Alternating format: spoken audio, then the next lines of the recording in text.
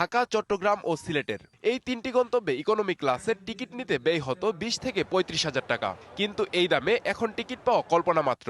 বিশেষ করে ঢাকা ও চট্টগ্রাম থেকে আমিরাতমুখী উড়োজাহাজের আকাশচুম্বী দামের কারণে এখন দিশেহারা প্রবাসীরা। সর্বশেষ অনলাইনে যাচাই করে দেখা গেছে, দুবাই থেকে ঢাকা ও চট্টগ্রামের পথে একমুখী টিকিটের দাম 21 থেকে 23,000 টাকা, কিন্তু লাখ টাকা ছাড়িয়েছে ঢাকা ও চট্টগ্রাম থেকে দুবাইমুখী টিকিটের মূল্য। অথচ ঢাকা থেকে দুবাই আকাশপথের দূরত্ব মাত্র 3500 কিলোমিটার, কিন্তু এর চেয়ে বেশি দূরত্বের গন্তব্যে পার্শ্ববর্তী দেশ থেকে টিকিটের মূল্য অনেক কম। দুবাই থেকে ঢাকা অথবা চট্টগ্রাম বা সিলেট, এটা ফেয়ারগুলো ঠিক নর্মাল আছে, কিন্তু বাংলাদেশ থেকে আসার ক্ষেত্রে ইট ইস রিয়েলি এক্সপেন্সিভ টিকিট।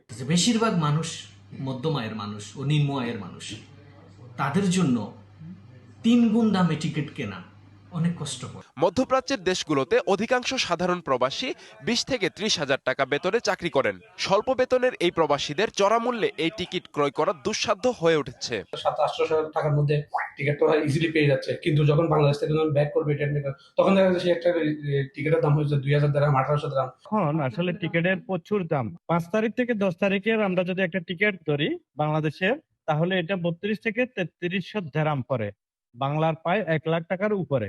অভিযোগ আছে, সিন্ডিকেটের দখলে থাকায় এয়ার টিকিটের মূল্য ক্রমাগত বাড়ছে। চড়া মূল্যের টিকিটের কারণে ছুটি কিংবা উৎসবে দেশে ফিরতে না পারা প্রবাসীদের অসন্তোষও বাড়ছে। আব্দুল আল মারুফ, ডিবিসি নিউজ ডেস্ক।